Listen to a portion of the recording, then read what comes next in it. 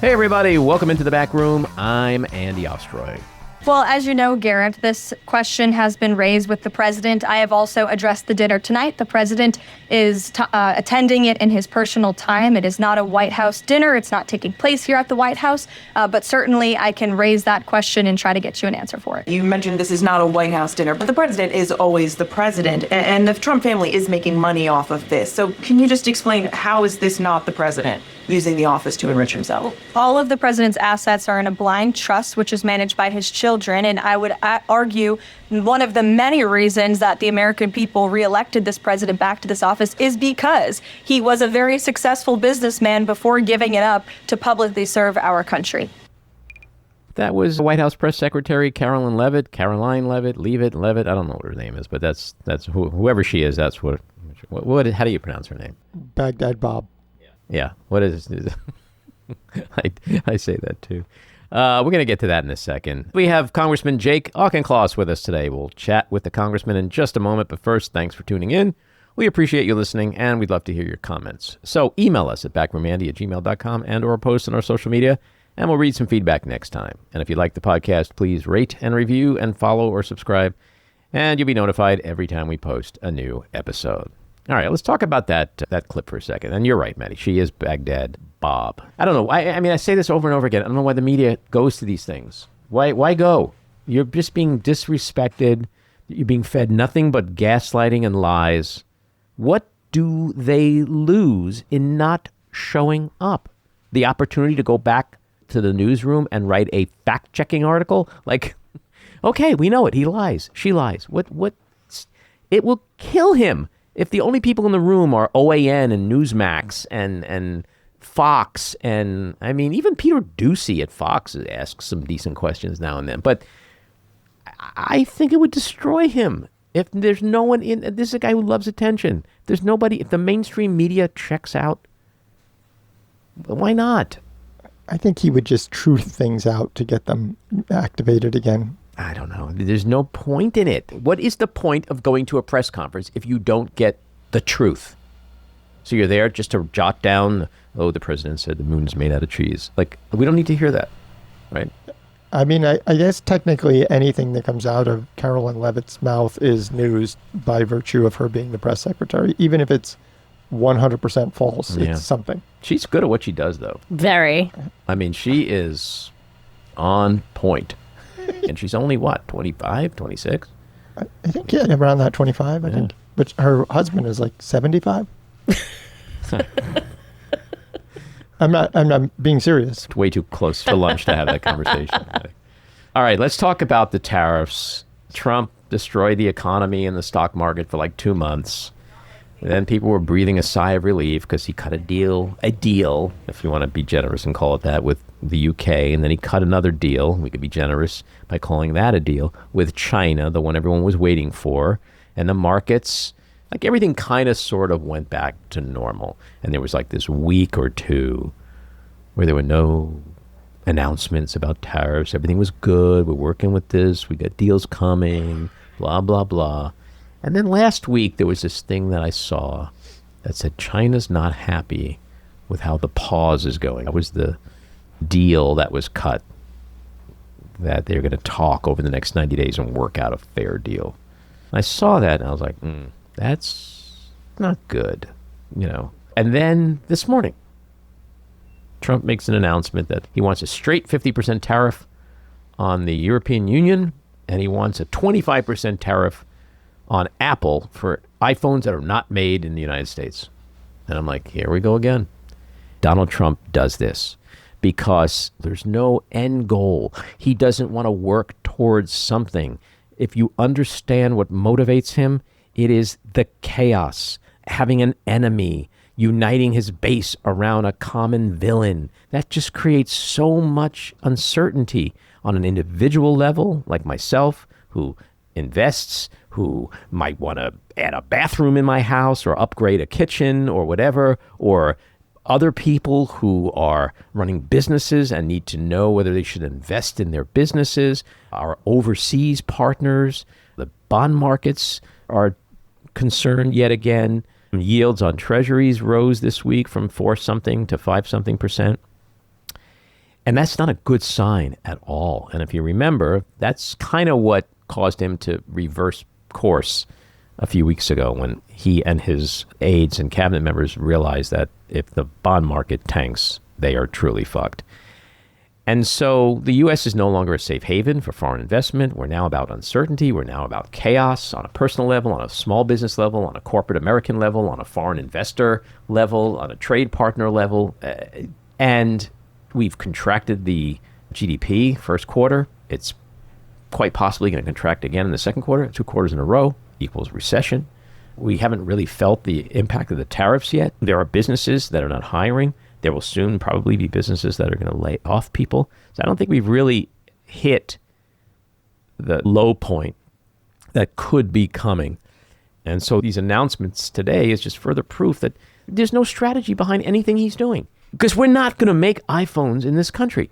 And if we do, even if by some miracle in 3 years, there are factories in this country making iPhones, you know, you have to pay people to make those phones. So that little $1,200 iPhone you got now, you're going to be paying $3,500 for it. Every economist who has come out today, in just hours after these announcements, has said he is living in a fantasy world. This is never going to happen. What is he trying to do here? I really don't think there's any surprise here. I mean, I don't follow the stock market the way you do, but I certainly knew that we were in for a very, very bumpy year, at least to start. And without vision, everyone's really scared. Everybody. And, you know, affecting individuals, but think about pensions. Think about teachers and firefighters and nurses. And I mean, the teachers union is huge. This is a huge part of, this is their retirement. And if you're a teacher and you continue to vote for Trump and people like Trump, well, there you go. You've gotten what you've asked for. Elections have consequences. It's upsetting because it's unforced errors. It's all unnecessary. We're fighting with our allies. We're hurting businesses. He's hurting his constituents. I mean, there are small businesses. CNN has been running this feature all week with this woman who runs a small business, and she might be out of business in a couple of months because she's working through the inventory she had, and she's not buying new inventory because it's costing her a shitload more. And the reporter asked, like, so what are you going to do? She goes, I don't know. When this runs out, the money runs out. When the money runs out, I may have to go out of business. I can't pay my rent. I can't pay my employees. It's a bad situation. Well, that's right. And a lot of small business owners, they knew that tariffs were coming. So they had already put in maybe 40% into their business plan for this year, but nobody expected this. No. And so this is the reality. And he can't gaslight that away. Caroline Leavitt is not going to be able to gaslight that away at a White House presser when the people are feeling it and seeing it, and they're shutting their businesses, and they can't feed their kids, or they can't find a job.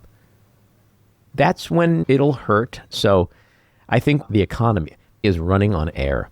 And that means that the metrics that we've seen so far, anything that's been positive, it's not real because the real impact of this economic situation, these tariffs, these trade wars, has not been hit yet.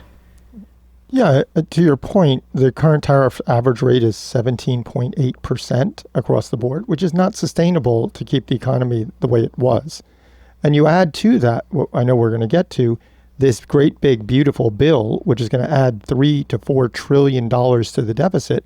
And this is why we have Moody's downgrading us.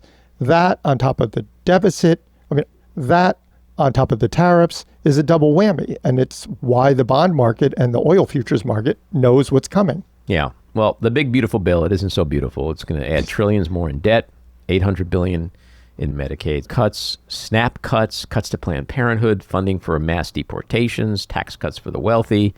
You know, you have 8 million people on Medicaid that are going to be impacted by this, either through drastic cuts or they're going to lose their insurance. People who rely on SNAP to eat and to feed their kids. And they're not all liberals. So It'll be interesting to see what happens when it gets to the Senate, what kind of changes, if any, are made substantively.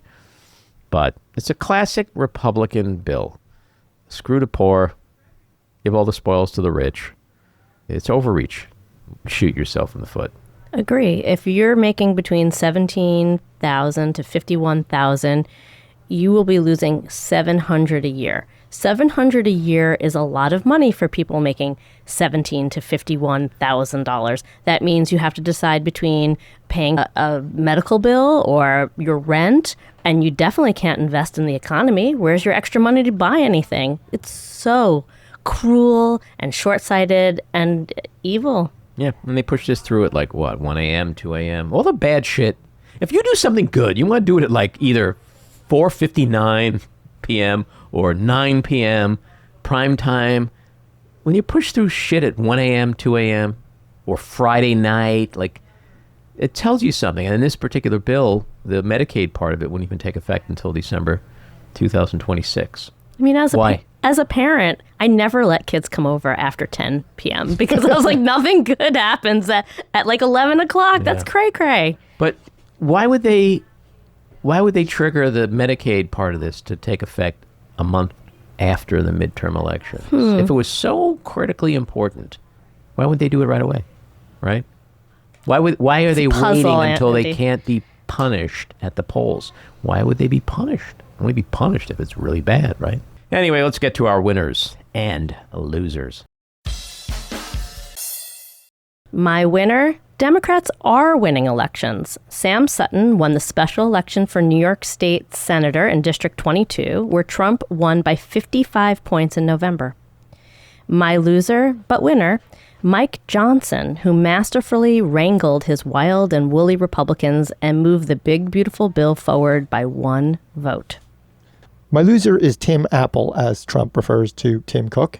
And Trump is now threatening to slap a 25% tariff on Apple in his latest illegal tariff tantrum. And my winner is Trump, unfortunately, and the unitary executive theory. SCOTUS's conservative majority just handed Trump a big win by overturning 90 years of precedent that protected independent agencies from presidential firing.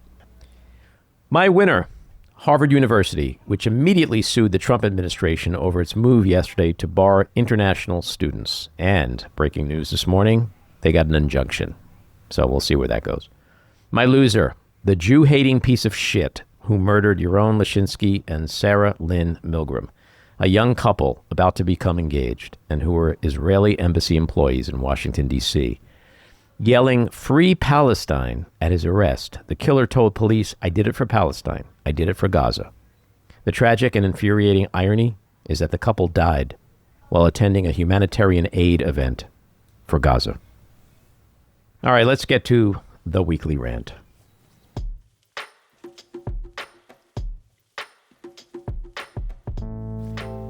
So once again, the United States president has demonstrated to the world just how hard at work he is.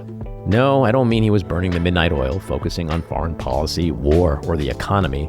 Nope. Why waste precious Oval Office time on that nonsense? Instead, he's once again fixating on what he obviously deems the biggest threat to world order: music sensation Taylor Swift. Back in September, Trump shitposted about Swift in all caps, shouting, "I hate Taylor Swift." And he followed that up last Friday with a brag that his September diss has destroyed her popularity. Here's what the most powerful human on Earth, with the most important job on the planet, had to say. Quote, "Has anyone noticed that since I said I hate Taylor Swift, she's no longer hot?" And hot is in all caps. This post looms overhead as the nation is once again discussing Joe Biden's mental and physical diminishment in 2023 and 2024, leading up to his July exit from the race. It's a difficult conversation that's been ignited by the new book, Original Sin: President Biden's Decline, Its Cover-Up, and His Disastrous Choice to Run Again, by CNN's Jake Tapper and Axios' Alex Thompson. But instead of discussing Biden's cognitive decline, I want to instead focus on Trump's, which gets us back to May 16th, 2025, a week ago today. A war rages between Ukraine and Russia. Another drags on between Israel and Hamas. Inflation, tariffs, trade wars, cratering consumer confidence, and a rare Moody's credit downgrade have upended the economic and geopolitical landscape and pushed us towards recession. And what is Donald Trump wasting his time on? Tay-Tay. And wasting our taxpayer money because we're paying for each and every one of his shitposts. So why does Donald Trump hate Taylor Swift so much? The explanation is simple. She's the most popular human on earth. She's super talented. She's super successful. She's super powerful. She's a woman. She's a Democrat. And she's rejected him. Swift's very existence threatens his faux masculinity and makes him feel even smaller than his royal micro-dickness already does. It's the same with other A-list celebrities such as Bono, Bruce Springsteen, Oprah, and Beyonce, who he's asked the Department of Justice to investigate over what he claims were, quote, illegal campaign contributions to Kamala Harris last year. Well, let's be clear about something. When he shitposts about Swift and thinks he's coming off cool and edgy, the rest of us, with the exception of hardcore MAGA cultists, see nothing but an insecure, frightened little man baby. And worse, a deranged, dangerous sociopath who sounds more and more unhinged every time he opens his mouth or hits his keyboard. And unlike Biden, who is no longer president, and who sadly has just been diagnosed with late-stage prostate cancer, Trump is currently at the controls. And if this pathetic hate campaign against Taylor Swift and the weaponization of the Justice Department against other celebrities continues, it's going to be a cruel summer for sure. All right, let's get to Representative Jake Auchincloss. Congressman Jake Auchincloss is serving his third term representing Massachusetts' 4th District. In addition to his work on the House Committee on Energy and Commerce, his areas of focus include healthcare, clean energy, gun violence, and building a strong middle class. He's a former Marine who commanded infantry in Afghanistan and special operations in Panama. Following his military service, he continued his service as a 3-term city councilor in Newton. While working at City Hall on nights and weekends, Jake built a career in business, running product development at both a Fortune 100 insurance company and a cybersecurity startup. He has degrees in economics and finance from Harvard University and MIT Sloan. Congressman, welcome into the back room. Thanks for having me on. So this week we saw the vile, often violence-inciting anti-Semitic, anti-Zionist rhetoric since October 7th, 2023, turn to actual violence with the murder of 2 Israeli embassy staffers, a young couple about to be engaged. This was at an event at the Capitol Jewish Museum. The killer shouted, "Free, free Palestine," at his arrest. He's doing this for Gaza. And the real tragic irony is that the couple, they were at an event for humanitarian aid for Gaza. A really staggering tragedy. For years, since October 7th in particular, the Jewish community in America has been warning that anti-Semitic words will become anti-Semitic violence. And what we have seen with the arson at Governor Shapiro's house, and now with this cold-blooded killing of 2 young people in Washington, D.C., is unfortunately making those warnings a reality. The American people have to firmly and fully reject hatred of Jews, both from the left and from the right. And on both flanks, it's festering. Whenever these things happen, just like school shootings, I know you've been a proponent of gun reform, like what measures can be taken other than synagogues and camps and schools hiring security? Is there anything that can be done, or is this cycle that gets repeated over and over and over again, this cycle of violence, this cycle of hatred? It's a yes and. Of course, we can't legislate away the world's oldest hatred.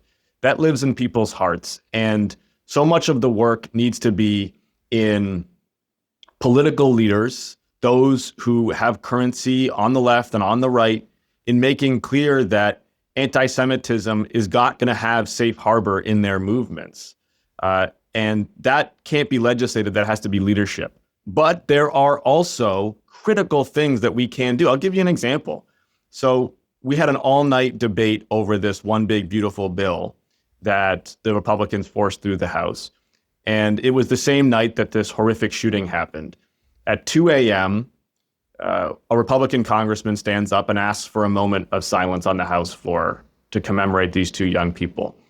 At 6:54 a.m., about 4.5 hours later, the Republicans vote to give $1 billion to make it more cheap to purchase silencers for pistols as part of this bill. So the thoughts and prayers that they are sending are being undermined and proven hypocritical by the policy that they are passing.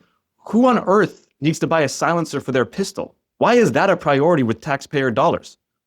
Why are they unrolling ghost gun regulations at the Alcohol and Tobacco and Firearms Agency that makes it harder for people to buy weapons that can get through a metal detector more easily? Why are they trying to make it easier to buy bullets that can penetrate bulletproof vests that police wear? Like, some of the policies that they're putting forward for gun safety just defy understanding. So let's talk a little bit about the big, beautiful bill, which passed the House this week. And it's not so beautiful, is it? In fact, you tweeted that it's, quote, the worst legislation this chamber has seen in decades. That's right. This bill might be best understood in terms of who likes it and who doesn't like it. Let's talk first about who likes this bill. I think the person that's going to do the best with this bill is a gentleman named Brad Smith. Brad Smith's a billionaire, and he's a donor to Donald Trump. And because he's a billionaire donor to Donald Trump, he got appointed to run healthcare for DOJ. So he's in charge of all of DOJ's activities within Health and Human Services, Medicare, Medicaid, FDA, NIH, et cetera. And that's very convenient for Brad because he also runs, in the private sector, a healthcare services business that sells to Medicare and Medicaid. So he gets to regulate the agency that reimburses his own companies. Brad loves this bill because as a billionaire, he's going to get a big tax cut, massive, and his company is going to make more money as it sells services to Medicare and Medicaid that help them kick people, 8 million Americans roughly, off the Medicaid rolls. That's who likes it. So let's talk about who doesn't like this bill. If you have a mom or a dad who's getting at-home care, if you have a child who gets at-home care because they have disabilities, that's going to get more expensive and the wait times may get longer.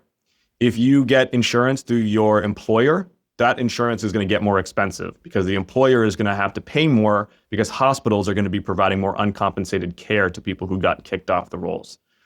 If you have seen your utility bills go up over the last few years, they're likely to go up even more. About $100 to $250 per household over the next 10 years is the estimate because of their rolling back clean energy investment and production tax credits.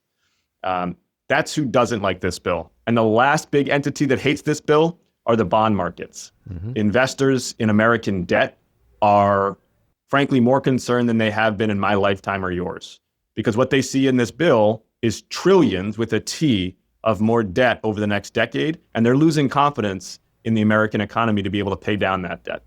So in the days leading up to this vote, we hear Republicans all the time posturing, I will not budge. This is bad. And lo and behold, at the end of the day, Trump picks up a phone, makes some phone calls, and people start budging.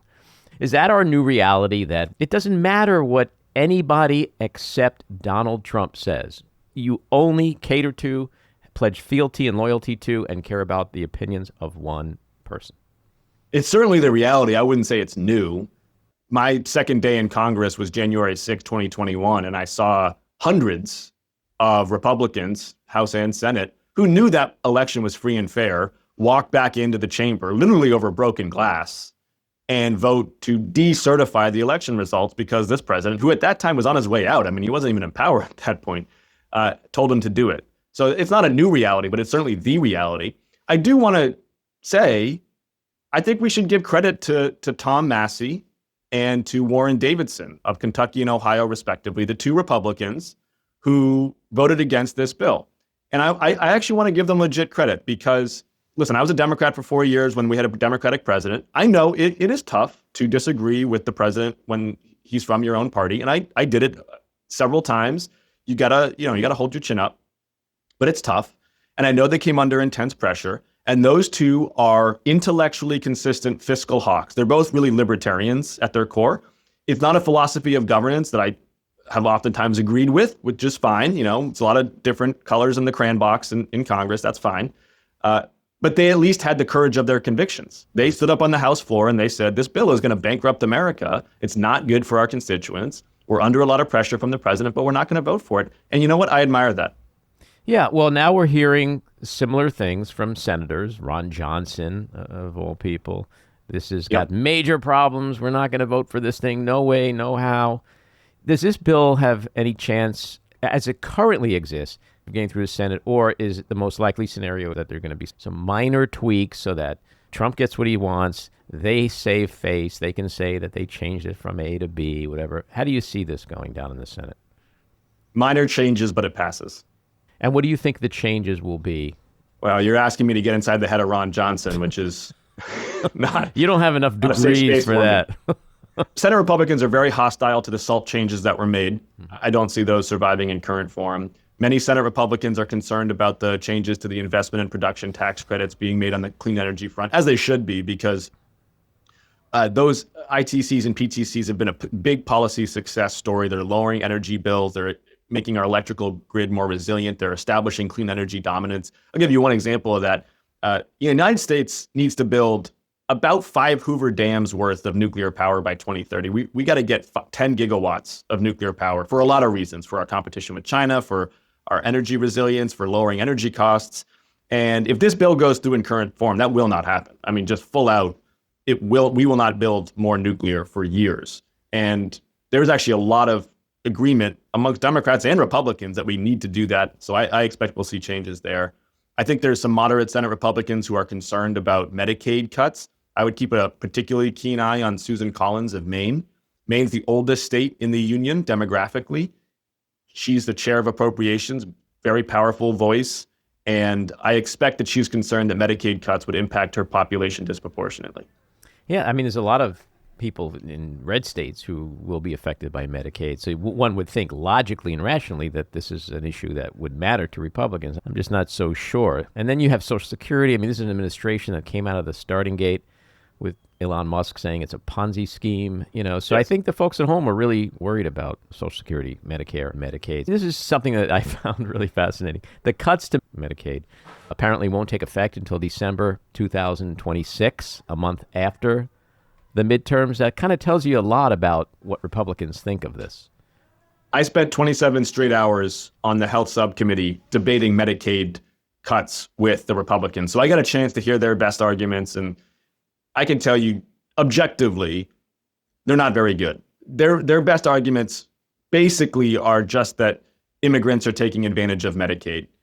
And what I think the American people are not going to buy is, okay, if you're trying to tighten up the Medicaid program, why does that mean that 8 million Americans have to get kicked off the rolls? Even if you accept the premise that there's 1.3 million immigrants who shouldn't be on Medicaid, and we can debate that premise because it's actually more expensive to not have them on Medicaid, but just even accepting that premise, why does that mean that another 6.5 million Americans need to lose Medicaid?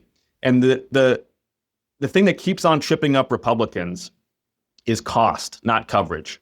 Their basic premise is we're going to lower costs by kicking people off Medicaid. The problem is that's not true because of a law from the 1980s called EMTALA, which guarantees that people can access healthcare through emergency rooms. And what that means is you kick people off Medicaid, they don't stop getting sick, they still get sick, but in fact, they get probably sick at a higher rate because they're not getting primary preventative care. When they do get sick, they use emergency room services. Those ER services are something like 10 times more expensive than services delivered at other sites of care. And they don't get good follow-up. And so actual overall healthcare costs balloon in our economy, and they get passed on to families through higher out-of-pocket costs and to employers through higher premiums, and we all end up paying. And so just intellectually, their argument isn't very good. And at a time when healthcare costs are going up twice as fast as overall inflation, Americans are going to be very sensitive to their bullshit. Your parents are physicians, scientists with distinguished careers in government and medicine. How concerned are you that RFK Jr. is in charge of our nation's health, especially as we're dealing with various medical issues, including a deadly measles outbreak? He's a quack and a conspiracist. He starts on every issue from a position of conspiracy and from a position that is fundamentally unscientific. And so even when he ends up in a place that is sensible, which he has, he talks about healthier food and drivers of chronic disease, he arrives there in a way that is, you can't actually pull on that thread and deliver good policy because there's no substance behind it. And then when he arrives at places that are truly dangerous, as he is by trying to link autism to vaccines, which, by the way, he's now not going to find what causes autism by September. It's been pushed out to March 26th for anybody who's watching the calendar. Without question. What he does is he preys on the vulnerable. He preys on people who have had a tragedy in their family or are struggling with illness in their family, particularly parents. And I got 3 young children. Your kids are suffering. You seek answers. Of course you do. And he preys on them with quackery and conspiracy and falsehoods, oftentimes enriching himself directly through litigation. And he's built a 30-year career off doing that. And now he's becoming the nation's top public health official. Americans deserve to be able to trust their top public health official to give them scientifically grounded, objective, dispassionate advice. And instead, he's giving them advice that directly helps his own business interests and helps the own business interests of people around him. You know, his chief of staff, Callie Means, runs a business on the side that benefits from changes to insurance design that they are making there. Over and over again, we're seeing this corruption.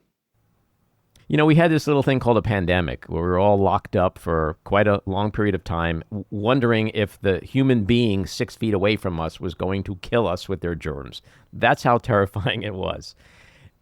In retrospect, we had people like President Biden. We had Anthony Fauci. We had smart people like your parents, smart people making sure that as few Americans as humanly possible get sick and die. If we start to think about what if that occurred again, and instead of those, we have Donald Trump, RFK Jr., and Dr. Oz, like, that's terrifying.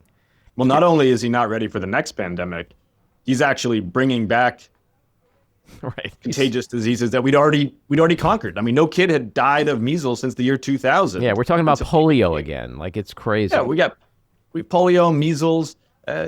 Childhood vaccines are the single most effective medical intervention in human history for preventing suffering and illness. And he's going after the childhood vaccine schedule purely out of a sense of self-righteous indignation and, frankly, of corruption, because he has his own litigation against these firms. I do, though, think, as somebody who passionately believes in following the science when it comes to epidemiology and biology and public health, Democrats also have to self-reflect about how we handled the pandemic, particularly around the school closures. And until we own that and fix that, the American public are not going to listen to us about public health concerns because the schools didn't need to be closed. Epidemiologically, they shouldn't have been closed. Socially, they shouldn't have been closed. We knew that by May of 2020. The schools stayed closed for another year thereafter in many blue states. It did profound damage to our kids' academic and socio-emotional well-being. And Democrats need to say 5 years later, that was a mistake. We're not going to do that again. And we need an educational plan to help these kids get back to grade level reading, writing, and through social skills. Just to sort of push back a little bit, was it a mistake that we would probably make again? Because in real time, who knew? I mean, if we think about where we were back then in that context, was it just because we didn't? So you're saying we knew even back in 2020? May of 2020, Dr. Ashish Jha, who would go on to become Biden's COVID coordinator. Ashish Jha is probably the nation's best public health communicator, in my opinion. And in May of 2020, Ashish Jha laid out, with quite a good deal of evidence, drawing on examples from Europe and Australia, about why closing the schools was, one, epidemiologically unnecessary and, in fact, counterproductive, and two, was not including concerns about children's socio-emotional and academic well-being. Those voices were not being held at the table.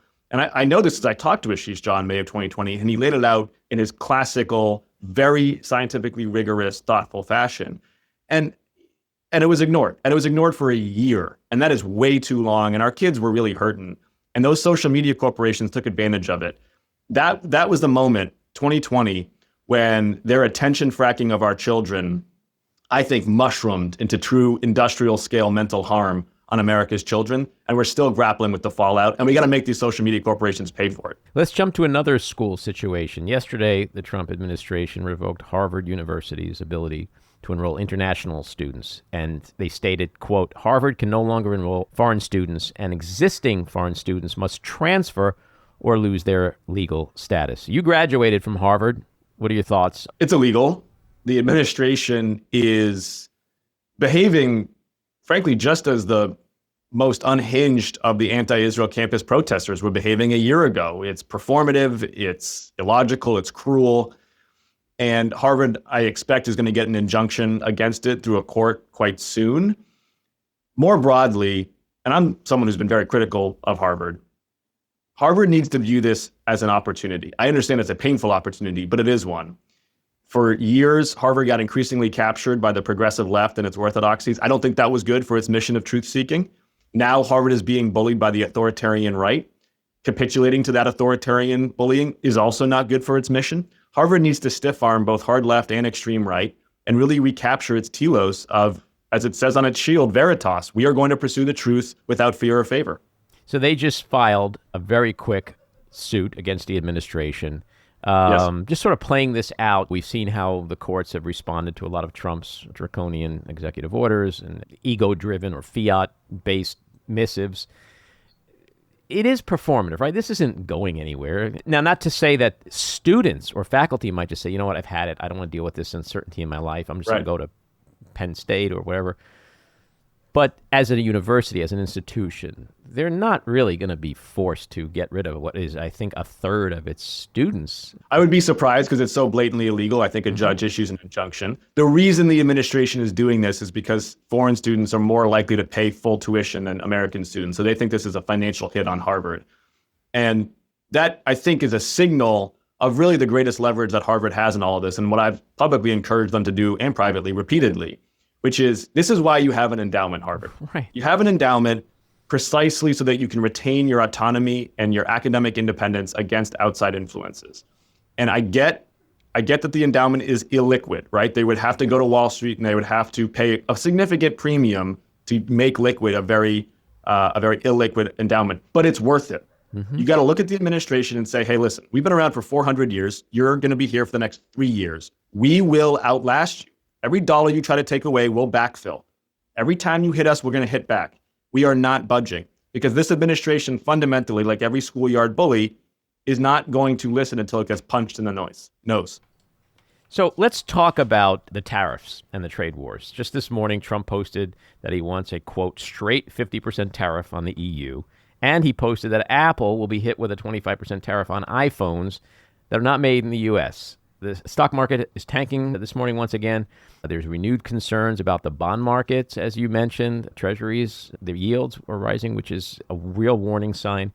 He's predictably unpredictable in his chaos, isn't he? Tariffs actually are the most predictable element of Donald Trump's psychology. Since the 1980s, back when it was Japan at that point, he has always loved tariffs. And this is the biggest message I always give to business leaders. After his election, I heard a lot of business leaders say, the tariffs are just a negotiating ploy. He's really going to get to a good trade posture. And I said to them, you're ignoring history. This guy loves tariffs. They are not a negotiating ploy. He wants high tariffs. For tariffs to work, and listen, I'm a free trader, but I can totally comprehend that there's a role for tariffs in this world to internalize terms of trade that are unfair, particularly against China, which is cheating on environmental and labor issues. But for them to work, they have to be nested within a broader industrial policy. What's your point of view? What's your plan about how we are going to reindustrialize portions of this America? What sectors, what areas, how do they click together? Because when you just tweeting out different tariff rates, that doesn't help Michigan redomesticate any parts of the auto supply chain. Number two, you got to do it with your allies. So I don't know why we're bullying the European Union and Canada. I don't think any Americans woke up in January and thought they were the problem. Our problem is Russia and China and Iran.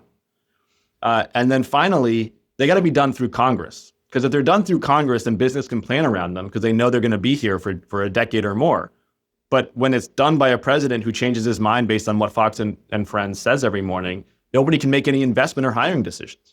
Yeah, and you've alluded to corruption a couple of times. It sure does feel like market manipulation is taking place on some level these last couple of months, because the fact is, one post sends the market skyrocketing or cratering. And there are people like your colleague Marjorie Taylor Greene, there are people who it's become public that they're kind of playing these gyrations. I mean, Andy, last night, the president had dinner with 220 investors in his meme coin, people who are directly enriching him and his family, and for whom he is granting unimpeded access to the White House and to the presidency itself. If that doesn't scream to you that there is a welcome mat for corruption in this administration and its allies, I don't know what else will. The presidency and the policy that the president sets is for sale to the highest bidder. So last week, Trump warned Walmart that it needs to eat the tariffs. So when I heard that, I was like, that's interesting. I thought it was countries who pay the tariffs. And here we are, the president, who's been telling everybody for how long now that countries pay tariffs, is clearly admitting that it is importers and businesses and ultimately the consumer is paying the tariffs. Because if they weren't, why would Walmart need to eat them? Tariffs are sales taxes. People know that. When the president was about to be inaugurated, consumer inflation expectations skyrocketed because Americans are smart and they know what tariffs are. And they know that tariffs increase the cost of living. They know that tariffs are going to make energy more expensive as they are here in New England. They know that tariffs are going to make car seats more expensive. They know that tariffs are going to make home building and car manufacturing more expensive. And whether or not you're buying a home or a car, you are going to pay for that because you have to have car insurance and home insurance. And insurance rates for homes and cars, they're messages from the future about what it will cost to repair or rebuild that home or that car. And those insurance rates are going to skyrocket because of these tariffs. And Americans get that. We're going to see a radical increase, thousands of dollars per family in cost of living. And again, it's not that there's never a world where tariffs make sense, nested within geoeconomic strategy, nested within a point of view about what kinds of industrial policy makes sense for this economy. I, for one, believe in trade, believe in mutual trade and investment ties with other countries. Free trade with free people makes us stronger and richer. I also believe that China, absolutely, in using forced labor in Xinjiang province and in degrading the environment, has negative externalities that we've got to internalize and change the terms of trade. I have no issue with tariffs on China, done through Congress, done responsibly. What he is doing, as you said, really reeks of just market manipulation rather than actual sound strategy. Yeah, like within an hour after he announced this morning the tariff 25% on Apple, if they don't make iPhones in the United States, there was a ton of economists who were like, he's living in a fantasy world. That is just not going to happen. iPhones will never be made in America unless there's years and years and years of a shift. So, and here's the thing. What's behind it then? Politicians need to be a lot more intellectually honest also about whether we want them to be made in America. This is what aggravates me, is that there is this fetishization of manufacturing of all stripes and types without talking about what kind of jobs do Americans want to do, what kind of jobs are jobs that we want to have here versus what kind of jobs are not coming back and maybe shouldn't come back. I represent Fall River, Massachusetts. At the turn of the last century, it was the textile manufacturing capital of America. Fall River, Massachusetts is not going to be making at scale cheap textiles. It's not going to happen, okay? And I also don't think that a lot of Fall River residents want to be working in those conditions and in those kinds of jobs. I think the kind of jobs that Fall River is seeking are jobs in biomanufacturing, right? Or jobs in healthcare technology or medical device technology or underwater drone manufacturing. Like, there are sectors where America needs to start to dominate in manufacturing the future, but trying to recapture the industries of the past is a formula for low wages and to be outcompeted. Yeah, there's a very funny clip of Dave Chappelle, the comedian, going around. It might be a few years old from the first Trump term, but he's like, I just want to wear Nikes. I don't want to make them.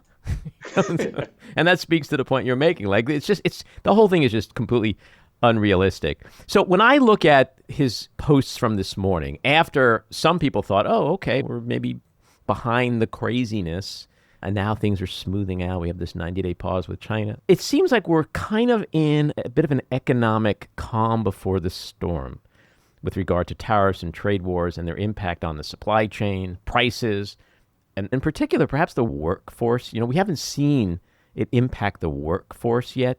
How should Americans prepare as we head further into Q2 and the summer? And how bad can and will a lot of that get, in your opinion? What I'm hearing from business owners, big and small, what I'm hearing from trade experts, I'm not sure I would call it the calm before the storm. I think people feel like they're in the storm because uncertainty is toxic for business. And whether or not changes have actually materialized yet within supply chains, the uncertainty about them is what is causing this economy to contract as it did last quarter. It's hard to make supply chain decisions. It's hard to make hiring decisions, investment decisions, new product decisions, when you just don't know what the world is going to look like 90 days from now.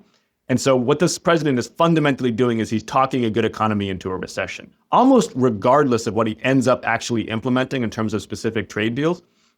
The uncertainty that he is sewing into the threads of our economy is causing businesses to seize up. It's causing consumers to seize up. And as you know, that's self-fulfilling. And it'd be one thing, there is a time for leadership where you stand up in front of the American people and you say, this is going to be hard. And it's going to be hard because we're trying to achieve A. And to try to achieve A, we have to go through B. But we're going to do it together. We're going to use plans C, D, and E, and we're going to achieve A together. And it's going to hurt, but we're going to do it together. There's a time for that kind of leadership. That's not what he is doing right now. What he is doing is he is acting erratically and he is acting incoherently, and he's just sowing uncertainty throughout businesses big and small. So we hear this all the time. I say it too. He's out of his mind. He's unhinged. It's crazy. It's corrupt. It's all this. But Republicans have completely abdicated their oversight responsibilities and loyalty to the Constitution, and instead are loyal to one person. So what can you and your Democratic colleagues do to combat this assault on democracy and the rule of law these next 18 months until we hopefully take back at least the House? Or is this just life for the next 18 months? There's nothing you guys can do tangibly, meaningfully, substantively.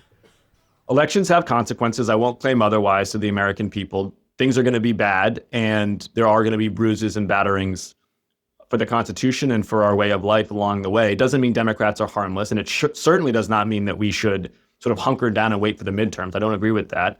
We got to, use litigation, and we have successfully, from seemingly minor things like indirect cost recapture rate for the National Institutes of Health for how they fund science, to bigger issues on due process for immigrants. We've got to use the appropriations process, which is the power of the purse for Congress, where we refuse to fund the government unless we get significant and enforceable concessions about the president's attempts to basically impound Congress's power of the purse, which would be a major, major constitutional problem. We need to use public pressure on Republicans in their districts to raise the salience of issues. I'm trying to do this, for example, on RFK, right? The chair of the committee I'm on that has jurisdiction over RFK, he's from Kentucky. And I have been working to build public awareness in Kentucky about issues because he cares a lot more what his constituents think than he does about what I think. And finally, though, we've got to build momentum and awareness going into the midterms, because ultimately there's no kind of check better than putting the gavel in Hakeem Jeffries' hand, making him Speaker of the House, and allowing us to turn Donald Trump into a lame duck. One of the things that Republicans do very well is unite. They unite around a cause, a person, a thing, a belief, whatever. Yes. Are Democrats united in all the things you just said in fighting Donald Trump and using those tools at your disposal? What Democrats need to do, in my opinion, is two things that feel like they are in tension with one another, but I actually think are mutually supporting. So the first is Democrats have to be extremely specific, united, and disciplined in opposing the president over the next 18 months. And when I say specific, I mean, it can't just be like a broad-based, we hate Donald Trump. Yeah, Americans are tracking that Democrats don't like Donald Trump. We don't have to make that point anymore. It has to be, here are the one or two specific issues that we are going to try to build a long pole on top of and then a wide tent from that pole. So due process and, impeding on the power of the purse of Congress and Ukraine. I'm giving three examples of things that could be sort of significant Democratic rallying points, where we invite in people and say, hey, we disagree with you on 17 other issues, but if you're with us on these core issues about individual freedom in the face of attacks by the state, if you're with us on protecting Congress's power of the purse, because it's our most important check on this president, then we're we're happy to have you here with this fight. So we got to be that disciplined. But on the other hand, Andy, what we cannot do as a party is immediately flock to a new standard bearer, a new message, and enforce a new ideological straitjacket across ourselves in the name of defeating Donald Trump. That does not work. Our party needs more debate, actually. We need to be discussing new ideas. We need, actually, I think, significant internal debate, because candidly, we're not popular right now. And until we fix ourselves, we're not going to win big elections. I just want to digress for 1 second. I want to ask you about your thoughts on what David Hogg is doing Sure. to primary, quote unquote, less effective Democrats Sure. in safe districts. He's shaking shit up. The establishment isn't happy, but it is designed to bring about change and to engage and excite young people to get back into politics because, quite frankly, they've checked out. What do you think about what he's doing and trying to do? The most effective primary play would be to get rid of them. Primaries have been with us since 1968, and they've been terrible for American politics. Because what they've done is they've dragged centrifugally both Republicans and Democrats to their flanks and away from the median voter in their districts. Of the 435 members of the House, for example, 400 of them are oriented not to November, to the general election and to the median swing voter there, but to their primary, where it's a much more ideologically intense, less representative base. And that means that the Republicans, for example, vote for things like $1 billion taxpayer giveaway to silencers for pistols, even though their average voter would think that's ridiculous. But it's because they have a MAGA base. That's why they won't stand up to the president, because they have this MAGA base. And it's not good for Democrats either. It pulls us hard left on issues that are not where the median voter is at either. So we've seen California have a top two system that gets rid of primaries. We've seen Alaska do it. Louisiana had done it. Regrettably, they're going the other direction. I'd like to see us get rid of these primaries and have every voter, every candidate be able to participate in every taxpayer-funded election. But just conceptually, in theory, do you agree with what he's trying to do, or do you see it as negatively disruptive? Yeah, conceptually, in theory, if I raise $20 million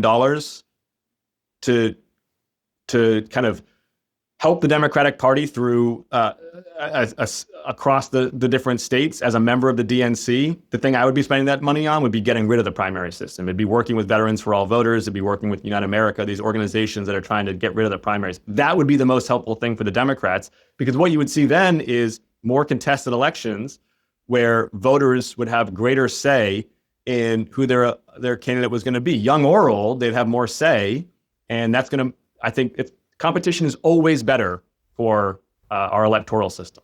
So we talked about corruption a little bit before. Give me your brief thoughts on the 747 that Qatar gifted to Donald Trump, or the or the Department of Defense. Let's call it that. It was a gift to the Department of Defense. I mean, it's eye-wateringly corrupt. Candidly, Andy, at least Americans know who's buying the president in this case. It's Qatar. With the crypto scheme, because of the nature of the blockchain, it's anonymous. Now, 220 people came to this dinner. One of them was a Chinese billionaire, by the way. Great, Chinese billionaires can buy the president. But those are the people who came to the dinner. There could be, in fact, there almost certainly are, huge financial interests in the Trump family that are anonymous that did not want to show their faces at this dinner. Could be the Russians, could be the board of TikTok, could be the Turks, could be the Sauds. Who knows? Could be the Venezuelans. But if you are a significant personage in another country that has important dealings, either economic or political, with the United States, and the president of the United States says, hey, you can buy influence over me, wouldn't you do that? Of course, other countries are going to be doing that. They want access to the president. They want to be able to influence him. So it's clear that this administration is probably the most corrupt political organization in the history of Western civilization. I'm sure the people at home watching TV, listening to this podcast, are just wondering, so what are you guys going to do about it? What can Democrats do as he's just blatantly, shamelessly grifting? Sure. There's probably some Medici popes that give him a run for his money from the 1500s, but that's about all I can think of in Western history. And Caligula had his moments too, but I would say so. We're not going to go back that far. Let me give you the optimistic scenario. First of all, I think you and I both accept as a premise that insofar as Mike Johnson or John Thune are in control, they're not doing anything. Obviously, the Republicans won't stand up to him. Let's say Democrats take back the House in 26, and actually let's be more optimistic and say we take back the Senate in 26, right? So step one, we lame duck this guy. We don't let him do all the stuff he wants to do. But step two is, I know there are Republicans on the other side of the aisle who recognize that the presidency as an institution has gotten out of control. He is sort of the worst manifestation of this. But, bluntly, really since at least Vietnam, the presidency has taken way too much power from Congress over war powers, over domestic law enforcement, over tariffs and sanctions, over spending, over emergency issuance. And there's a whole suite of reforms that we could pass in a bipartisan fashion that reforms, the Alien and Sedition Acts and the Insurrection Acts and the president's ability to declare emergencies and the president's insulation from the emoluments clauses and the way the president declares war and how he has to get congressional approval for deployment of force. There's a dozen things that we could do that significantly restrains the presidency, cuts it back down to constitutional size. Now, Trump is going to veto that. He'll veto it.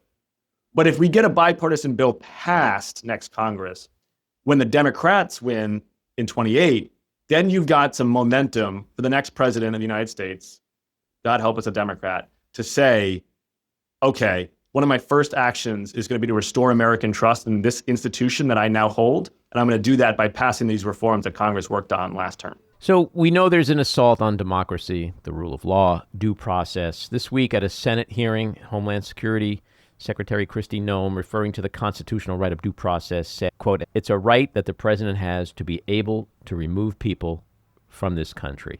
When I saw and heard that, my head spun. What about you?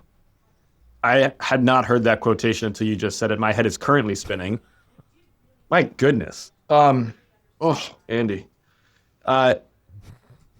This is the foundational right in the Anglo-Saxon common law system. I mean, this has been with us since Magna Carta. Really is the core of it is habeas corpus and this concept that even in the 1200s, there was this growing conception that the king can't just mess with you. And if he's going to mess with you, he's got to show some proof. And we have now obviously taken that little nubbin and unspooled it into an entire tapestry of civil liberties. But the core of it is still that if your feet are on American soil, I don't care how they got here, if your feet are on American soil, you do get to stand in front of a judge and plead your case against the awesome power of the state and trust that the facts and the law will tell, not the power of the opposing party. And if you are here illegally, or if you're committing crimes, then it is totally fair that you get deported. That you get your day in court, but then the facts and the law tell against you. What is not okay is for the president to say, I get to decide who gets to stand in front of a judge or not. No, that is not how we work in this country. Yeah, and the framers were very specific when they chose the word person instead of citizen. So that does apply. The Constitution is very clear in that regard. The whole point of a court and of a hearing and of having the facts be laid out is you may not know, right? When you see somebody walking down the street, you don't know. That the whole point is the facts are not fully understood at the time, and the application of the law to those facts is not fully understood at the time. That's why we have the courts and the court process. So it's a very dangerous slope that we're starting to slide down, because the next step, as you know and I know, right, is inconvenient people, right? Politicians, journalists, influencers, folks who just have all these annoying opinions that the president doesn't like. They're the next ones to get shuttled into these vans. Well, we're seeing it now. I mean, there's investigations to be opened against Oprah, Bono, Springsteen, Beyonce, James Comey is being investigated now. We have the judge in Wisconsin, the congresswoman from Maryland. So it's not just immigrants anymore. Look how fast it has shifted from immigrants, which was bad in and of itself, to this round of public figures, like you just said, who may have pesky little opinions that Donald Trump doesn't. When does it shift into everyone else, right? I mean, I'm a student of history. I've studied, 1920s, 1930s Germany and other democracies that have failed in the Roman Empire. Like, this is how it happens. I hope people are truly aware of that. But my last question to you is, as a former Marine and combat vet, what are your thoughts on SignalGate? The hypocrisy and incompetence is corrosive to the morale of the armed forces. Leadership by example is at the very heart of officer training. And any captain or corporal who revealed war plans in the clear would lose their job. That'd be it. That's the career. Over. And they know that, and Pete Hegseth knows that. So when they see that Pete Hegseth gets away with it, one, just the incompetence is demoralizing because you're like, oh my goodness, these people are sending me into harm's way. They could not negotiate or manage their way out of a paper bag. But two, the hypocrisy really grates, and it undermines good order and discipline because people say it's one set of rules for you and one set of rules for me. And you don't have to be in the military to know how upsetting that is for folks. And how has this really put our military, our national security in grave danger, both here and abroad? The thing that puts us in grave danger is, I think, more fundamental than that. It's that our national security team is just not taken seriously by our enemies. Vladimir Putin, when he sends his apparatchiks to negotiate, he is sending people who have spent 30 years in tough negotiations about war and peace. Hardened diplomats. The same thing with the Ayatollah, the same thing with Xi Jinping. They're sending tough people. And they look across the table and they see Pete Hegseth, who, ran 2 nonprofits into the ground and was a mediocre Fox News host. They see Tulsi Gabbard. They see J.D. Vance. And they don't take it seriously. And they're not given a reason to take it seriously because the negotiations are amateur and sophomoric. And we see that in Ukraine, and we see that over Iran right now. And that worries me as a member of Congress. That worries me as an American, because people the world over need to know that with America, there is no better friend and there is no worse enemy. And what they see instead is the junior varsity team. Yeah, well, when you look at someone like Kristi Noem and she can't even explain what due process is or doesn't even know where in the Constitution it is, that's really chilling. Congressman, thanks for coming on. Do come back again soon. I'd like to. Be well in. All righty, take care. All right, everybody. We're going to hear from our good pal, Colton Blue. We haven't heard from him in a few weeks. Colton, welcome back into the back room. Thank you for having me. I appreciate it. Are you driving? I am driving. I have an appointment in a few minutes, and I've got to make sure I get there in time. Well, I know you're a Trump supporter, and there's been a lot of accusations of blatant, shameless corruption regarding everything from the plane that the Qatari government gave him to the meme coin and the crypto scam and the dinner last night with 200 people, most of whom are foreigners, and we don't even know who they are, but they're obviously giving him money for access. And forget the Biden crime family. This whole family is in on this scam. What's your opinion on it all? Well, I think, first of all, there's nothing wrong with having dinner with foreigners. I know lots of people who've done it. I've heard it's a very nice experience in some cases. So I'm looking forward to the day I get to do it. But as far as the crypto, I don't even know what that means. But the people from other countries have been giving presidents gifts since the beginning of time.